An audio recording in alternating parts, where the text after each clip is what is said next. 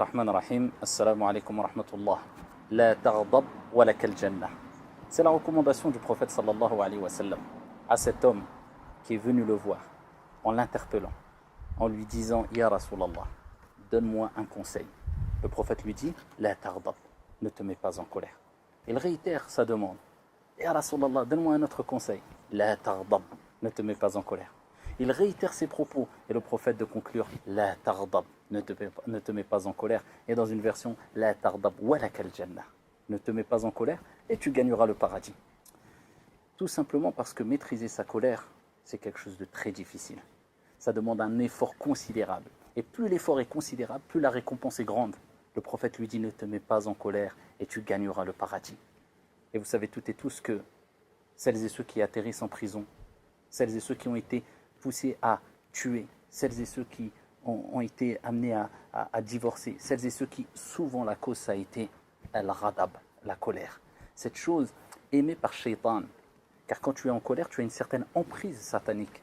C'est pour cela que tout au long de notre vie, il est important de chercher protection près d'Allah subhanahu wa ta'ala contre l'emprise de notre âme sur nous, mais aussi contre l'emprise satanique sur nous.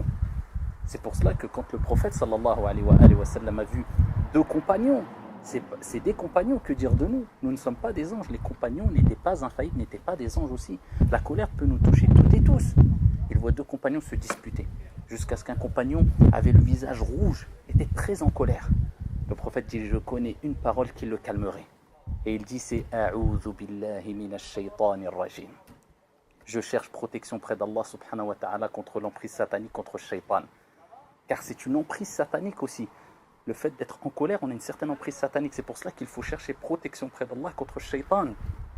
Et le fait d'être en colère n'est pas toujours blâmable. Quelquefois, ça peut être justifié. Mais le plus important, c'est de contrôler sa colère, de maîtriser sa colère. Car comme je dis, ici, quelquefois, il y a des choses qui peuvent justifier une certaine colère. Mais comment tu vas extérioriser cette colère? Quel type de colère tu vas avoir? Si tu maîtrises ta colère, si tu canalises ta colère, si tu lui mets un cadre à ta colère, cela peut être louable dans certains cas. Mais se laisser aller, extérioriser sa colère, cela est une preuve de faiblesse. C'est pour ça que le prophète sallallahu alayhi wa sallam a dit le fort, ce n'est pas celui qui terrasse les gens lorsqu'il est en colère ou qui prend le dessus ou qui extériorise sa colère. Non, ça c'est facile. Se laisser aller, c'est facile.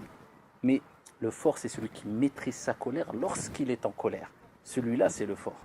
Donc, ne crois pas que le fort, c'est celui qui, dès qu'on va lui lancer un mauvais regard ou une insulte, il va répondre en gonflant ses muscles, en voulant frapper la personne.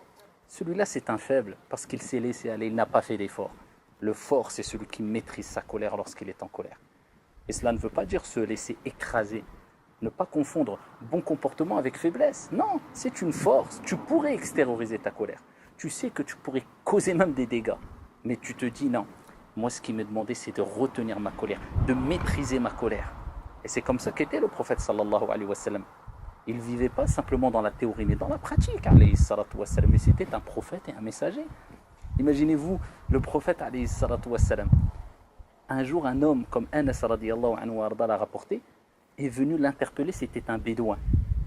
Alors regardez-nous, juste quand on a un certain rang social, on se croit ou on se prend pour je ne sais qui. On veut rabaisser les gens, C'était le prophète, Mohammed alayhi salatu wassalam.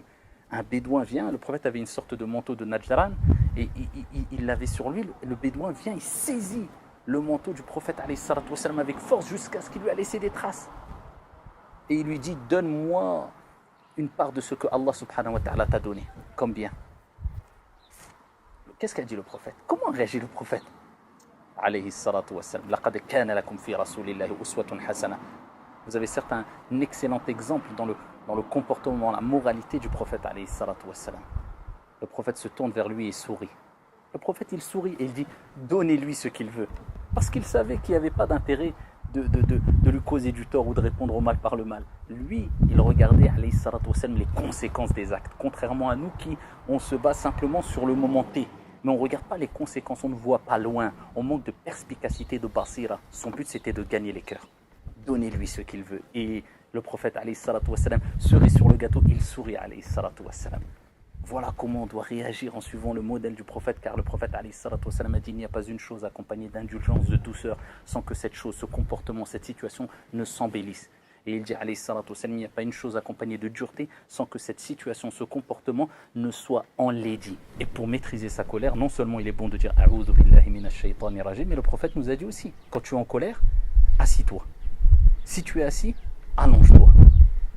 L'imam al-Khattabi, rahimahullah, dans le Sharh des Sunan d'Abi Daoud, il dit que si le prophète nous dit de s'asseoir quand on est debout et quand on est en colère, c'est parce que quand on est debout, on est dans une posture qui nous amène à commettre des dégâts, à extérioriser sa colère. Quand tu es debout, tu peux marcher, te déplacer, etc. Contrairement au fait que tu sois assis, il y a une certaine retenue. Et quand tu es allongé, il y a encore plus de retenue que si tu étais assis. Regardez les recommandations prophétiques. Et aussi parmi les recommandations, c'est de faire les ablutions afin d'apaiser, calmer cette colère si tu es en colère. Et toujours te souvenir que si tu maîtrises ta colère, le résultat ne sera que beau. Le résultat ne sera qu'une réussite. Et tu sentiras, au début c'est dur, mais après quand tu as réussi à passer cette étape, tu es fier de toi. Parce que tu as réussi à quelque chose. Contrairement à celui qui s'est laissé aller extérioriser sa colère, suivi par sa colère, le résultat c'est quoi, billahi alaykum, comme on le sait toutes et tous, ce n'est que remords et regrets.